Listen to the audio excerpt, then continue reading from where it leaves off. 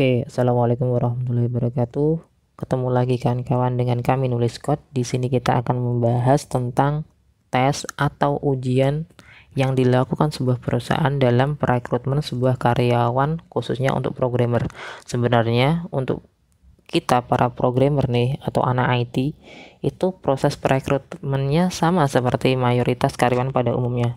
Tapi satu hal yang membedakan adalah ketika kita melakukan tes coding. Tentu sangat lucu kan ketika kita daftar sebagai programmer tapi tidak ada tes coding.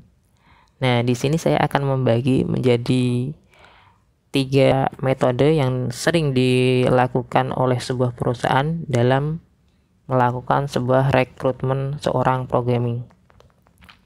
Metode pertama itu adalah coding dasar.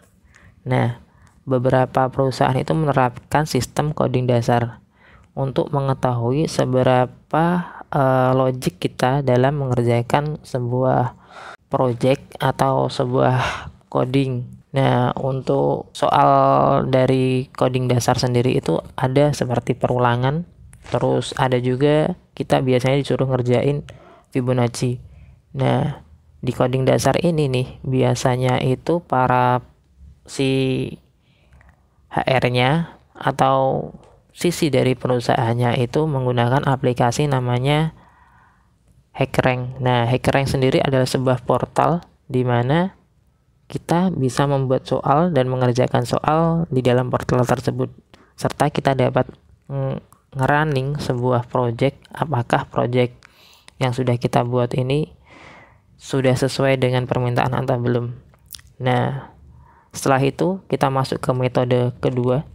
Nah, di metode kedua biasanya kita disuruh membuat sebuah project. Kenapa kita disuruh membuat project? Nah, alasannya simpel.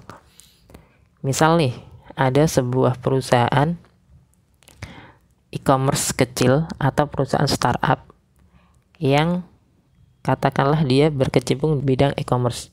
Jadi, sisi perusahaannya ingin tahu kemampuan kita dalam rules pembuatan e-commerce tersebut. Nah, setelah kita dikasih soal, dikasih rules-nya seperti apa, kita biasanya dikasih jeda waktu untuk mengerjakan seperti itu. Ketika sudah selesai, biasanya kita disuruh untuk mengupload di sebuah repository. Kenapa kita disuruh upload di sebuah repository?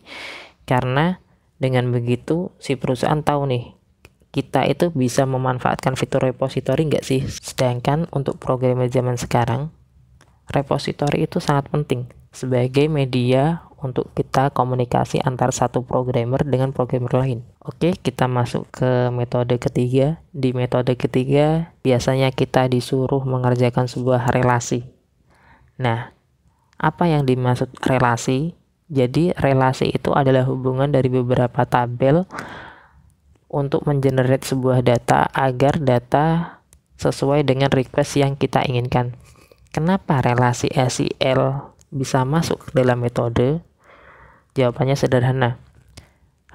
Sebuah perusahaan ini ingin tahu kemampuan kita dalam memanage sebuah data, baik itu data kecil atau data besar, yang ingin ditampilkan sesuai dengan kebutuhan si perusahaan. Jadi, relasi SQL ini adalah salah satu metode di mana para perusahaan ingin tahu skill kita dalam memanage sebuah data. Oke, kalau dirangkum, apa saja yang kita bahas? Yang pertama itu adalah coding dasar seperti perulang dan Fibonacci. Terus yang kedua itu adalah membuat project, dan yang ketiga adalah relasi SQL. Ini semua adalah pendapat saya pribadi yang pernah saya lakukan di dunia kerja, di lapangan secara real. Jika kalian ada pendapat yang lain, silahkan coret-coret di kolom komentar, atau jika kalian ada pertanyaan bisa tulis di kolom komentar. Kurang lebihnya mohon maaf. Wassalamualaikum warahmatullahi wabarakatuh.